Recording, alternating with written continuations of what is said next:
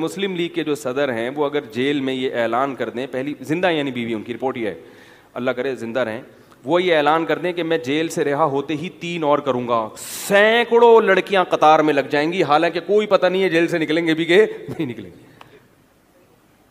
لڑکیاں کہیں گی ہمارا فائدہ اس میں, ایک آدمی کی بیوی بن جائیں, 15 16 سال کی لڑکیاں, اور والدین پیش کر دیں گے جو غریب لوگ ہیں خاص طور پہ. وہ بولیں گے یار ہمیں اور کیا چاہیے, محل ملے گا شاہی, رائے میں ہو سکتا ہے ایک بنگلہ ہمارے نام ہو جائے. پھر یہ لوگ غیر مسلم اعتراض کریں گے, مسلمانوں میں بڈھے لوگ 15 سال کی لڑکیوں سے شادی کرتے ہیں, یہ ظلم ہے. بھائی ظلم ہے تو وہ لڑکی کیوں کر رہی ہے؟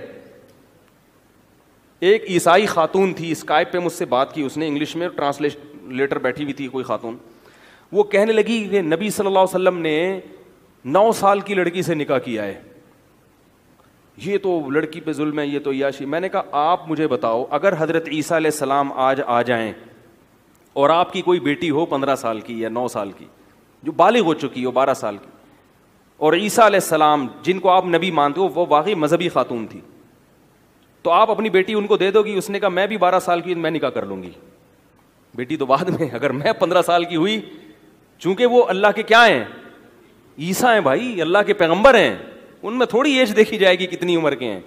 پیغمبر کی بیوی بننا کون پسند نہیں کرے گی؟ تو میں نے کہا جس کو یقین تھا نا کہ محمد صلی اللہ علیہ وسلم واقعی اللہ کے نبی ہیں, انہوں نے بیوی بننا پسند بھی کیا, ان کے باپ نے دیا بھی, اور ساری زندگی اس پہ خوش رہی ہیں. اور جن کو آپ کی نبوت پہ شبہ ہے وہ کہہ رہے یار 50 سال کے ہو کے شادی کس سے کی؟ بھائی جب وہ خوش ہے تو آپ کو کیوں تکلیف ہو رہی ہے؟ ایک دفعہ کسی نے ویڈیو بھیجی کچھ عرب بڈھے کی نا 90 سال کا, وہ بالکل سوکھے ہوئے نہیں ہوتے بوڑھے, ایسا بڈھا, اس کی کہیں شادی کی خبر آئی کہ 15-16 سال کی لڑکی سے شادی کی ہے اس نے, اور وہ دلہن بنی ہوئی بیٹھی ہے اس کی بیوی, تو وہ دیکھو یہ ہے اسلام. میں نے کہا یہ کیوں کر رہی ہے, اس سے پوچھو نا. حالانکہ سعودی عرب میں تو لڑکیوں کو یہاں کی نسبت آسانی سے جوان لوگوں کے رشتے بھی مل جاتے, تو یہ انکار کر دیتی, ہم سے مشورہ لیتی, ہم کہتے بھائی جب جوان ہیں تو بوڑھے, ہم جیسے جب جوان موجود ہیں تو اس بوڑھے سے کیوں کر رہی ہو؟ ہم مشورہ دیتے, لیکن وہ ہمارے مشورے کو قبول وہ خود نہیں کر رہی, نہ اس کا باپ کر رہا ہے, اس لیے کہ اس بوڑھے سے شادی میں اس کو اتنے فائدے نظر آ رہے ہیں, وہ ارب پتی بوڑھا ہے, تیل کے کنووں کا مالک ہے.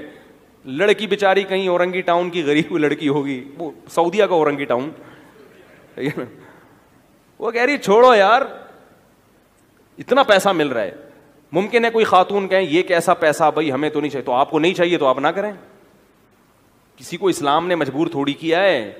اکثر خواتین کو واقعی پسند نہیں آتا اور آنا بھی نہیں چاہیے, کیوں کر رہے ہو بھائی بوڑھے سے. لیکن اگر کوئی کر رہا ہے تو یہ اس پہ ظلم نہیں ہے, بلکہ اس کے ساتھ احسان ہے کہ اس کو شریعت نے آپشن دیا ہے کہ بھائی نکاح میں بہت ساری مصلحتیں, تو تم کسی بھی کوئی بھی مصلحت حاصل کرنا چاہو تو تمہارے لیے راستہ کھلا ہوا. یہ مصلحتیں جبھی حاصل ہو سکتی ہے کہ جب مرد کو زیادہ نکاحوں کی اجازت دی جائے, اور عورت کے لیے سلیکشن کیا ہو, آسان, سپلائی کے مقابلے میں ڈیمانڈ بڑھ جائے, اس سے عورت کی ویلیو بڑھے گی. ویلیو اس لیے کہ عورتوں کے لیے رشتوں کی کمی نہیں ہوگی, مردوں کے لیے رشتے کم پڑ جائیں گے. جو اچھے مرد تھے وہ سارے 4 کر کے بیٹھے ہوئے ہیں, اور جو ہیروئن کی چرسی بے روزگار وہ چھڑے, وہ گٹر کے ڈھکن پہ بیٹھے ہوئے ہیں. یہی ہوتا تھا پہلے. آپ اپنے باپ داداؤں سے جا کے پوچھو, جو رشتہ لینے آتے تھے جوتے گھسا کے بیٹی دیتے تھے ان کو, کبھی بھی تلاش نہیں کرتے تھے. اب باقاعدہ چراغ لے کے داماد ڈھونڈے جا رہے ہیں, الٹا معاملہ ہو گیا. اب مردوں کے لیے رشتوں کی کمی نہیں ہے, اس لیے اس کے نخرے بہت ہیں.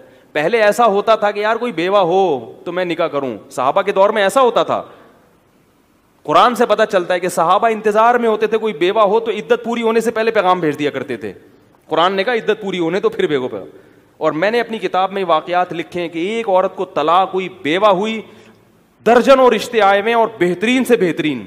یہ تصور نہیں تھا کہ اخبار میں اشتہار دیا جائے یا کسی سے دعا کی درخواست کی جائے. تو اسلام کو کوئی صحیح جا کے پڑھے گا تو اس کو سمجھ میں آئے گا اسلام دین فطرت ہے.